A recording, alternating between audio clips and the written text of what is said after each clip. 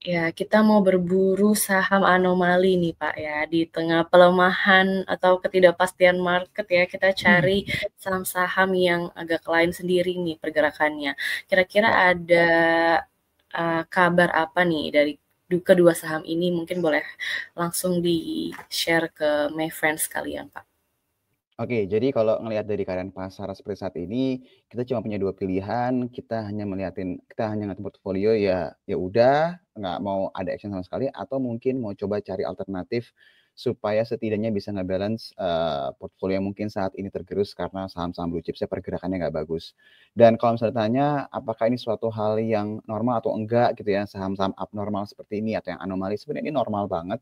Dan normalnya market itu akan selalu mencari cara atau mencari saham-saham yang memang dia akan bergerak sendiri, tapi kita juga mau cari saham yang memang tanda kutip dia juga punya potensi cerita juga ya. Jadi bukan cuma asal-asalan cari gitu loh ibaratnya. Jadi harapannya ini bisa dapat tambahan ide, my friends bisa dapat tambahan insight dan bisa tanda kutip nambah lah ya, harapannya bisa nambah return di portfolionya. Tapi baik lagi, saya harus bilang di awal bahwa tipikal saham yang akan kita bahas seperti MLP atau MLPT ini mungkin tidak terlalu cocok dengan investor yang nyaman dengan big banks ya. Mungkin yang memang tipikal yang suka dividen, nggak suka dengan volatilitas yang sangat tinggi sekali gitu ya. Mungkin nggak terlalu cocok. Tapi kalau yang memang secara adrenalin itu nggak masalah, mungkin saham-saham seperti ini bisa diperhatikan nih ketika marketnya seperti ini.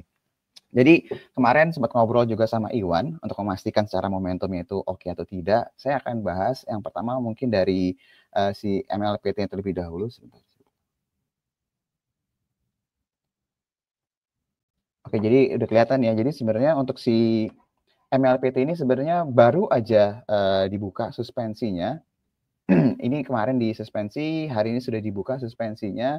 Dan kalau misalnya tanya kenapa dia sampai disuspend, kita bisa lihat bahwa dari sisi pergerakan harganya memang kenaikannya itu luar biasa sekali ya. Sebentar. Oke.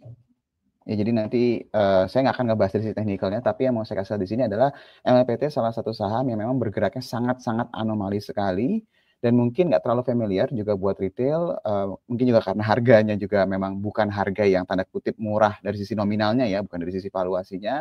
Tapi kalau memang dilihat secara pergerakannya emang tergolong anomali ya dengan keadaan sekarang. Pertanyaannya adalah sebenarnya ada cerita apa sih dengan MLPT ini? Sebenarnya tidak ada suatu hal yang memang sudah ada gitu loh di pasar. Belum ada berita yang ibaratnya mungkin ada corporate action, dia mau akuisisi atau diakuisisi atau dia mau jual anak usahanya, tidak ada berita yang terkorelasi seperti yang ke arah sana. Jadi kita tidak mau bikin rumor, tapi yang mesti diperhatikan adalah kenaikan seperti ini kalau dia terus berlanjut dan belum ada berita sama sekali dan trailnya masih terus berlanjut lagi, normalnya biasanya itu akan diikuti dengan adanya corporate action atau berita-berita yang sifatnya itu substansial terhadap kinerja si MLPT ini sendiri.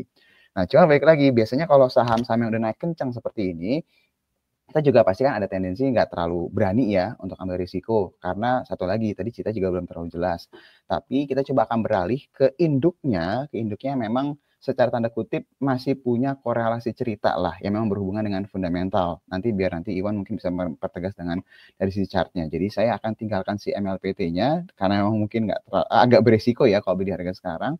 Nah, kita coba lihat dari sisi si MLPL-nya. Jadi MLPL ini bisa dikatakan induknya si MLPT ya. Jadi kalau misalnya my friends tanya MLPL itu apa sih, perusahaan apa sih? Jadi MLPL itu dia perusahaan yang memang bergerak di bidang investasi ya. Jadi dia memang punya portfolio banyak banget. Jadi kalau my friends perhatiin di sini banyak nama-nama perusahaan yang pasti cukup familiar dengan telinga kita. Ada MPPA, Matahari Putra Prima, yang memang ini fokusnya di hypermart ya. Jadi berhubungan dengan retail. Kalau Ventura ini, kalau my friends tanya ini apa, ini venture capital. Jadi ini perusahaan venture capital yang invest ke perusahaan-perusahaan yang memang berhubungan dengan teknologi. Terus juga multiple technology ini si MLPT tadi yang udah kita bahas sebelumnya. Kalau mataharinya ini sendiri ini LPPF, Department Store. Jadi kalau misalnya berhubungan retail, belanja baju, ini LPPF. Terus Luno ini yang berhubungan dengan kripto. Jadi kalau misalnya kita terbiasa dengar perusahaan yang kayak Binance dan segala macam, ini hampir sama nih dengan namanya Luno. Jadi ini ininya si grupnya si Lipo punya.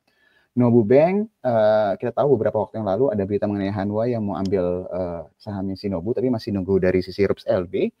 Cipta Dana ini perusahaan brokerage, sama seperti Maybank ya. Terus juga ini ada perusahaan Champion ini di spare part.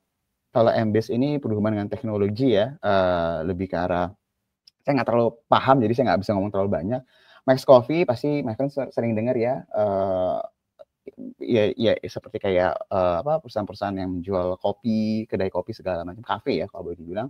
First Media pasti juga sering dengar, sama Visionet. Jadi bisa dikatakan si MLPL atau nama perusahaannya MPC ya di sini ya, itu memang perusahaan konglomerasi yang punya portfolionya itu banyak. Nah pertanyaannya adalah memang ada cerita apa sih kalau perusahaan investasi di Indonesia satu, ini kita harus bilang bahwa normalnya valuasi dia pasti akan terdiskon dibandingkan dengan anak usahanya. Jadi misalnya kita bilang, oh kalau misalnya MLPT sekarang market cap-nya 50 triliun, harusnya MLPL yang punya sekian persen harusnya sahamnya sekian gitu. Itu memang nggak terlalu lazim di Indonesia. Tapi ada hal yang menarik beberapa waktu terakhir ini, karena namanya perusahaan investasi, gimana pun juga kan dia dapat cash flow ya dari anak-anaknya, atau kalau dia jual kepemilikan di anaknya tersebut, itu dia akan dapat fresh cash juga nih buat si induknya. Nah, yang menarik dari beberapa waktu terakhir ini adalah, jadi beberapa waktu terakhir di bulan Januari, tanggal 14 Januari, ini ada berita bahwa si MPC ini menjual kepemilikan saham MLPT. Jadi diekspektasikan dapat 300 miliar rupiah nih. Dan kalau misalnya dilihat dari keterbukaan informasi si MLPL, di sini disebutkan bahwa, sebentar ya, sebentar ini saya agak banyak soalnya nih, biar nggak salah nge-share soalnya. Nah ini, jadi kalau my friends perhatiin, si MLPL ini menjual kepemilikan dia di MLPT, tadinya dia punya sahamnya sekitar 1,63 miliar, setelah transaksi jadi 1,592 miliar nih. Jadi berkurangnya sekitar 2%. Nah, pengurangan 2% ini kurang lebih dia bisa dapetin dana sekitar 300 miliar yang nanti akan masuk ke laporan keuangannya si MLPL. Dan yang menarik dari transaksi ini adalah kalau misalnya my friends perhatiin, dia ditransaksikan di harga 8 ribuan ya. Sedangkan kalau saya coba cek di area pada saat di tanggal-tanggal segitu tuh, tanggal-tanggal Januari 2025, harga saham itu kisaran antara 17.000 sampai 18 ribuan ya. Jadi ada sekitar terdiskon sekitar 50 sampai 60%-an di 8.000. Tapi baik lagi kalau kita lihat setelah dijual, sahamnya itu bukan turun, tapi sekarang naik lagi nih si MLPT-nya. Jadi kan kita jadi berpikir, oh berarti kalau misalnya seandainya dia mau jual lagi, seharusnya average-nya bisa lebih baik kan. Ini salah satu narasi yang sangat mungkin sekali terjadi kalau dilihat pola yang terjadi saat ini gitu. Dan jadi di sini menariknya adalah dia jual dapat fresh cash, dapat cash-nya. Itu yang pertama. Terus yang kedua, kita tahu bahwa beberapa waktu lalu Yuli juga sempat cerita bahwa si Hanwha itu akan akuisisi 40% saham Nobu ya. Dan kalau misalnya my friends perhatiin, Nobu ini si MLPL juga punya di saham Nobu ini gitu. Kalau saya nggak salah, kepemilikan secara tidak langsung itu dia punya sekitar 10%-an. Jadi kalau seandainya tadi saya coba hitung nilai transaksinya di harga saat ini dan dijual sekitar 2,99 miliar saham, kalau memang disetujui sama RUPS LB-nya, karena kalau memang RUPS LB harusnya sih nggak terlalu kecil lah kemungkinan dibatalin ya. Ini harusnya total nilai yang akan diterima sama Nobu itu sekitar 1,8 miliaran. Nah, porsinya si MLPL ini mungkin bisa kisaran sekitar 400 miliaran nih. Nah, pertanyaannya adalah setelah tadi saya cerita masalah MLPT, MLPL, emang seberapa besar sih imbas dari penjualan kepemilikan dia di anak-anak usahanya? Kita pengen tahu ya.